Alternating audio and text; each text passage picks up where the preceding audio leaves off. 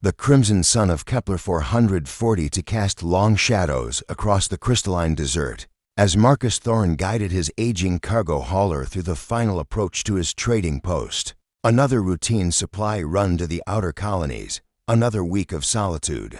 Ahead, at 34, he'd grown accustomed to the isolation that came with running a remote refueling station. On the edge of civilized space, most travelers stopped just long enough to top off their fuel cells and grab provisions before continuing. 2 more populated worlds. Marcus preferred it that way. Fewer complications, fewer disappointments, fewer opportunities for people to leave him behind. Again, the first sign something was wrong came as a streak of fire across the amber sky. Not the controlled burn of a ship making atmospheric entry, but the chaotic tumble of something falling fast and out of control. Marcus killed his engines and grabbed the tactical scope from his dashboard, tracking the falling object as it disappeared behind a ridge of red stone formations about 12 kilometers east. A crash. On his world.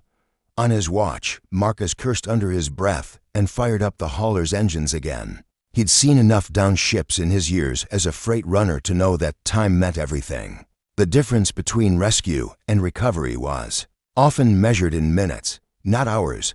The crash site was worse than he'd expected. The ship, a sleek reconnaissance fighter bearing the blue and silver markings of the Terran Alliance, had carved a 100-meter furrow through the desert before slamming into a cluster of boulder formations, twisted metal and scattered debris painted a grim picture, but the hull remained largely intact. That meant survivors were possible. Marcus grabbed his emergency kit and approached cautiously.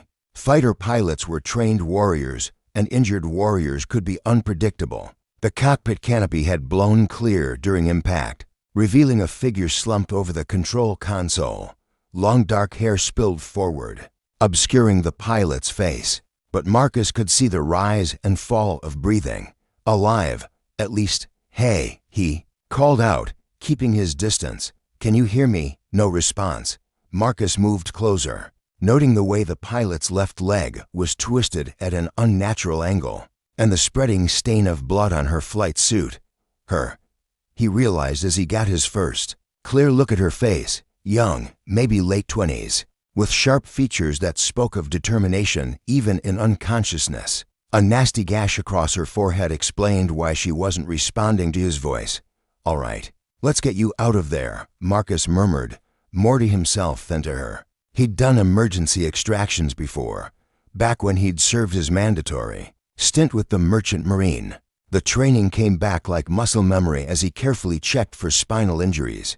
Before lifting her from the wreckage, she was lighter than he'd expected, her body compact but clearly athletic. Fighter pilots had to maintain peak physical condition to handle the G-forces of combat maneuvering. As he carried her toward his hauler, she stirred slightly, dark eyes fluttering open for just a moment. Beautiful eyes, he noticed despite the circumstances, a deep brown fleck with gold. "Ship," she whispered, her voice barely audible. "Have to warn them, easy," Marcus said gently. "Your ship's done for, but you're alive. That's what matters right now." Her eyes focused on him with obvious effort. Who are you?" "Marcus Thorne. I run the trading post about an hour. From here, we need to get you medical attention." She tried to speak again, but consciousness slipped away, leaving her limp in his arms. Marcus quickened his pace, settling her as gently as possible in the passenger compartment of his hauler. Before beginning the trek back to his station, the journey passed in tense silence, broken only by the occasional moan from his unconscious passenger. Marcus found himself glancing back frequently, checking her breathing, watching for signs of deterioration. He'd seen enough trauma cases to know she was in serious condition, possible concussion, definitely a broken leg. Who knew what internal injuries? His trading post sat in a natural depression between two mesas, its prefabricated modules connected by covered walkways. Not much to look at, but it was home. And more importantly, it had a full medical bay. One of the few advantages of operating on the frontier was the requirement to maintain emergency medical facilities. Marcus carried the injured pilot directly to the medical bay, settling her onto the treatment table before activating the automated diagnostic systems. The scanner's results confirmed his fears.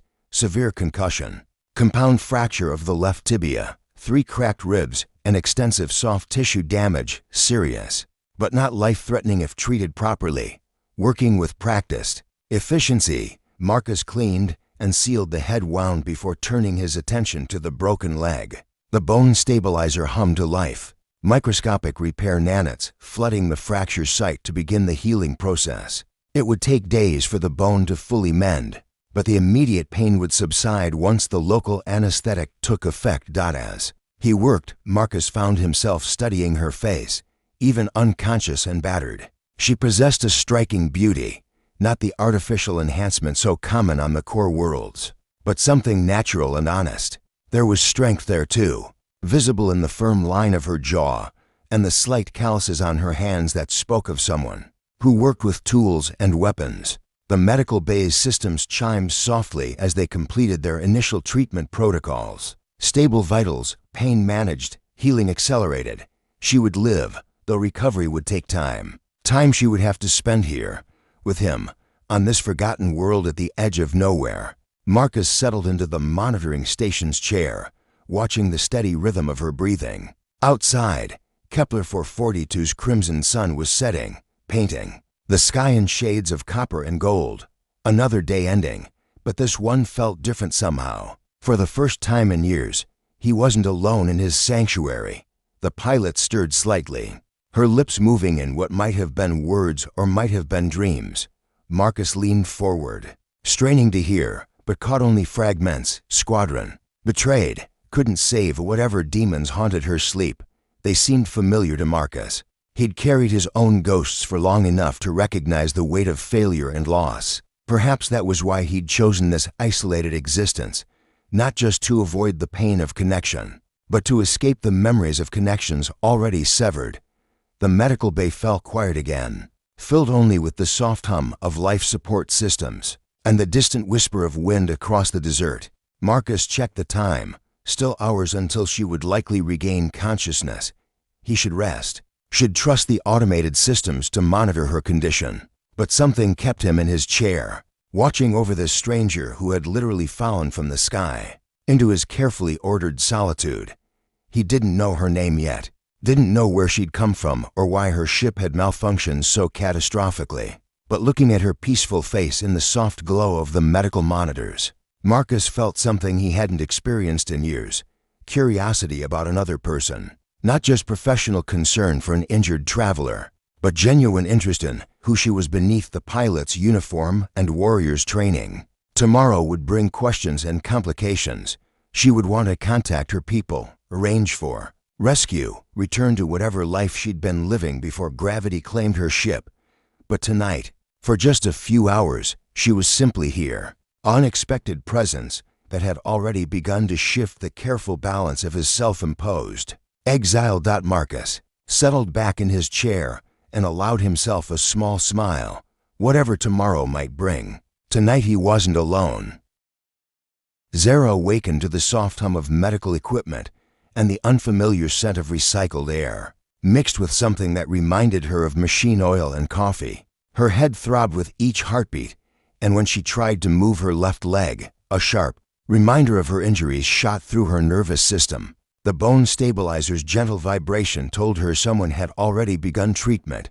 Easy there, a gentle voice said from somewhere to her right. The leg's going to be tender for a few days while the nanites do their work. Zara turned carefully toward the voice, her vision slowly focusing on a man seated beside what appeared to be a monitoring station. Tall, maybe 6'2", with sandy brown hair that looked like he cut it himself and hands that spoke of someone who worked with them regularly. His clothes were practical, cargo pants and a simple work shirt, both bearing the honest stains of labor. But it was his eyes that caught her attention, pale blue, with the kind of depth that came from spending long hours watching distant horizons. "You're Marcus," she said, fragments of memory returning. "You pulled me from the wreck." "That's right." He stood and moved closer, but not too close, respectful of her space. "How are you feeling?" Besides the obvious, Zara took inventory. Head pounded, leg throbbed, ribs ached when she breathed deeply. But alive, definitely alive. Like I went 10 rounds with a gravitational anomaly and lost. She managed a weak smile. Thank you for getting me out of there. Don't mention it. Marcus returned to his chair, maintaining that careful distance. I'm Marcus Thorne. This is my trading post. You've been unconscious for about 14 hours. Zara Voss, she replied, then immediately wished she hadn't given her real name. Old habits from missions where anonymity meant survival.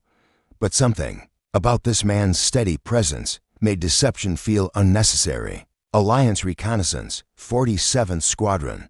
Long way from Alliance space. Marcus observed without judgment. Your ship's quantum signature suggested you'd been running hard for a while. Before the crash, Zara studied him more carefully. Most civilians wouldn't know how to read quantum signatures, let alone recognize the signs of extended flight. You military, merchant marine, years ago, did my service, got out, found my way here. Marcus gestured toward the medical bay's viewport, where Kepler 442's crimson landscape stretched to the horizon. Peaceful work. Mostly. Zara repeated, catching the subtle emphasis. Pirates, occasionally. Nothing I can't handle. His tone suggested the topic was closed, but Zara filed the information away. A lone trader who could handle pirates was either very good or very lucky, and luck rarely lasted long on the frontier over the next 3 days. As the bone stabilizer worked its microscopic magic and her concussion symptoms gradually faded, Zara began to understand the rhythm of Marcus's isolated existence. He rose before the crimson dawn, checked his equipment, monitored the calm channels for incoming traffic, and maintained the dozens of systems that kept his trading post operational. It was methodical, solitary work, but he performed it with the quiet efficiency of someone who had found peace in routine. You don't get lonely out here? Zara asked on her second morning, watching him calibrate a fuel pump through the medical bay's observation window. Marcus paused in his work, considering the question. Lonely and alone aren't the same thing, he said finally. I've been both. Alone is better.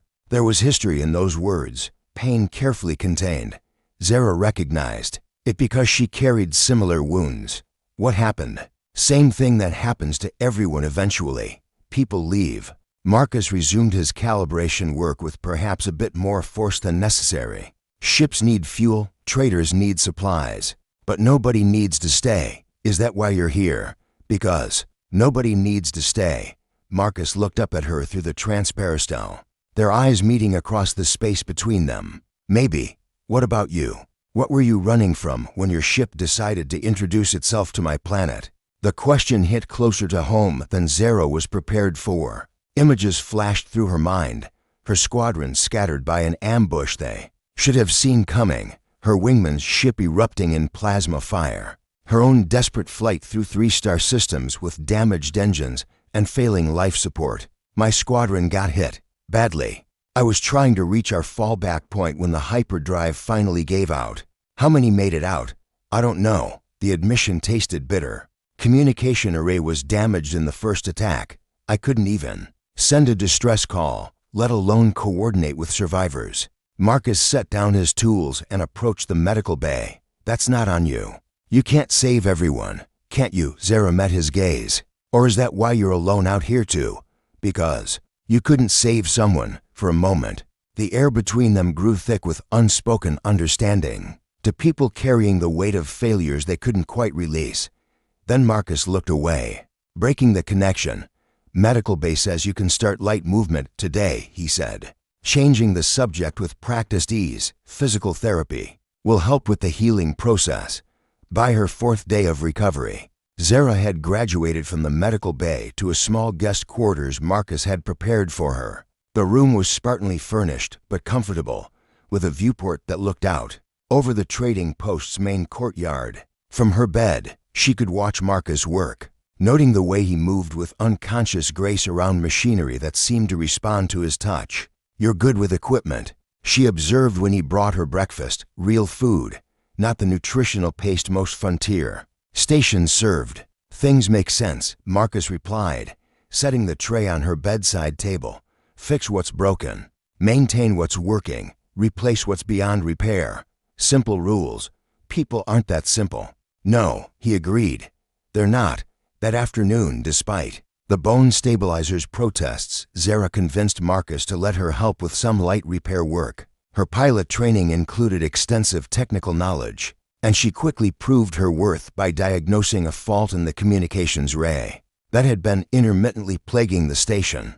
Microfracture in the quantum resonance chamber, she explained, her hands moving confidently through the array's inner workings. Probably caused by thermal cycling. The fix is simple if you have the right tools. Marcus watched her work with obvious appreciation. Where'd you learn to do that?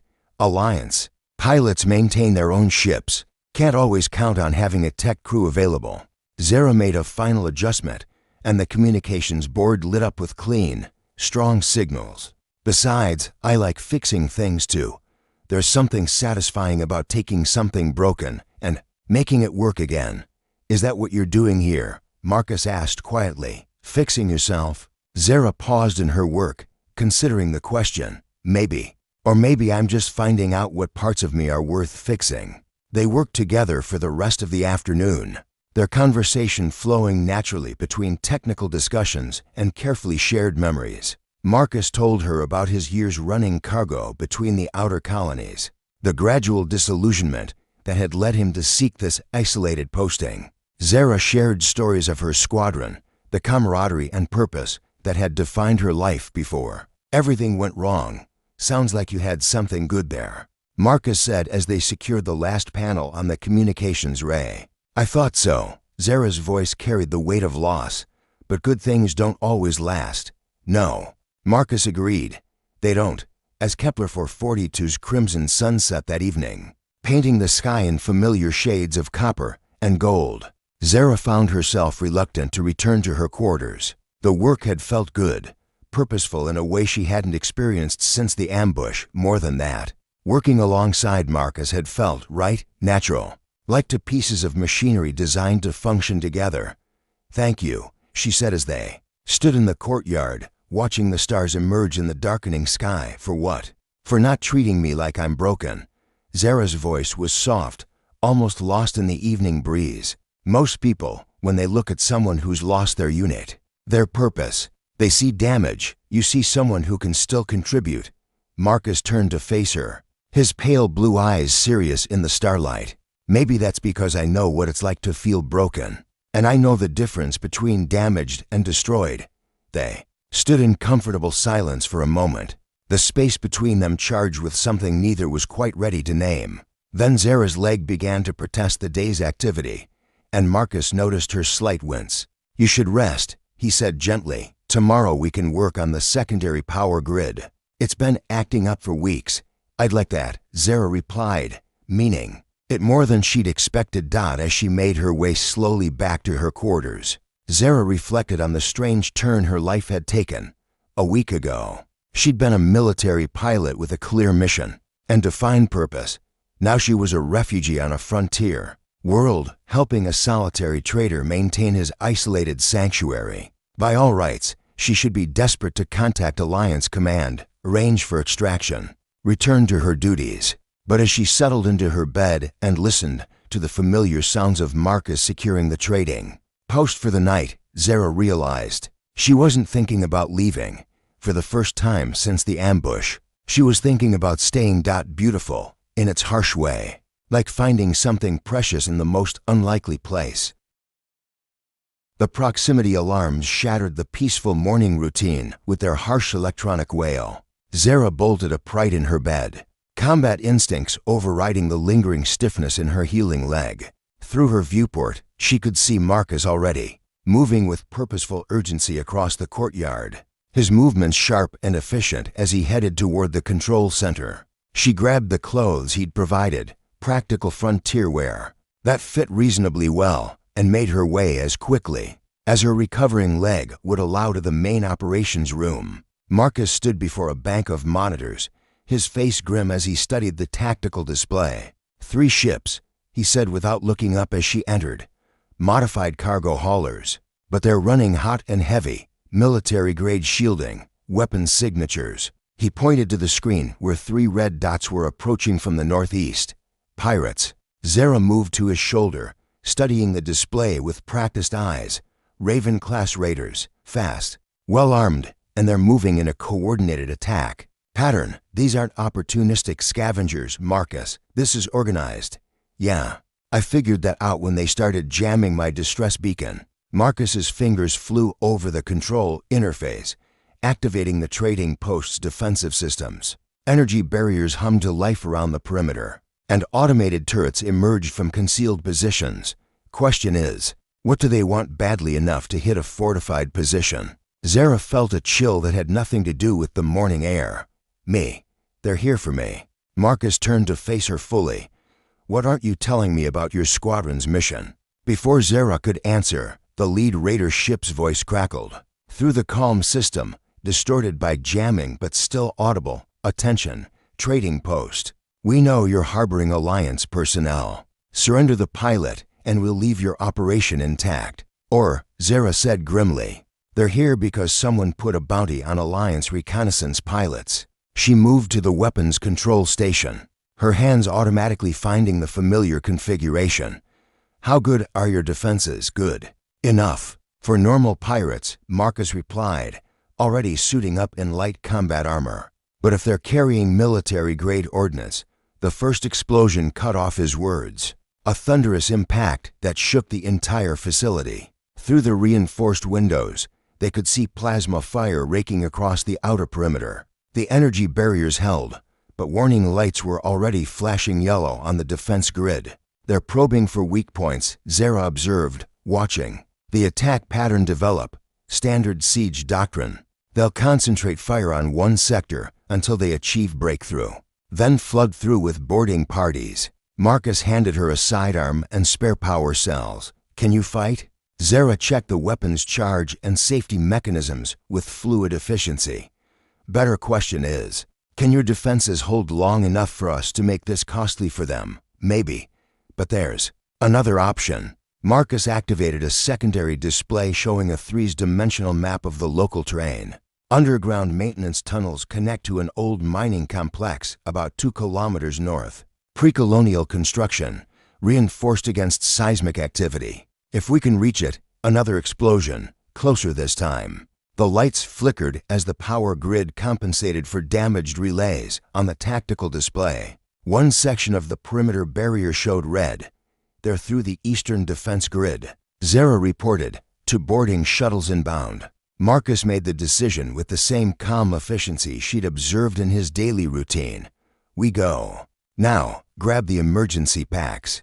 They moved through the facility's service corridors as the sounds of battle echoed above them. Marcus led with the confidence of someone who had planned for this eventuality, while Zara covered their rear, her pilots training adapting seamlessly to ground combat. The maintenance tunnels were narrow and poorly lit, but they offered concealment from thermal scans and a direct route away from the fighting. How often do you have to do this? Zara asked as they navigated a particularly tight passage. This is the first time I've had to abandon the post, Marcus replied. Usually they probe the defenses, decide it's not worth the cost, and move on to easier targets. But this time they have a specific objective. Zara's voice carried the weight of guilt. This is my fault. Marcus stopped and turned to face her in the dim tunnel lighting. No, it's theirs. You didn't ask for this any more than I did. Sometimes bad things just happen, and all you can do is deal with them. They emerged from the tunnels as Kepler 442's crimson sun was being obscured by massive storm clouds rolling in from the western mountains. The mining complex Marcus had mentioned rose from the desert floor like a technological monument, its angular structures designed to withstand both seismic activity and the planet's violent weather patterns. Convenient timing, Zara observed, noting how the approaching storm would interfere with the pirates' sensor systems. The weather here follows predictable patterns, Marcus said, leading her toward what appeared to be a maintenance entrance. I've been tracking this system for 3 days. It's going to be a big one. The entrance sealed behind them with a heavy metallic clang, followed by the distinctive hum of an isolation field activating. Marcus led her through corridors that felt more like a fortress than a mining facility, their footsteps echoing in the substantial space. This place is in remarkably good condition for an abandoned mine, Zara noted. Because it's not. Really abandoned. Marcus's tone carried a hint of embarrassment. I may have acquired the mineral rights when the original company went bankrupt. Thought it might make a good fallback position. Zara looked at him with new appreciation. You've been planning for something like this. I've been planning for a lot of things. Marcus activated a control panel, and sections of the complex came to life with soft lighting and the whisper of air circulation systems. Isolation has its advantages, but it also has risks. Better to be prepared. They made their way to what had once been the facility's command center, now converted into a comfortable living space with sleeping areas, food storage, and communication equipment.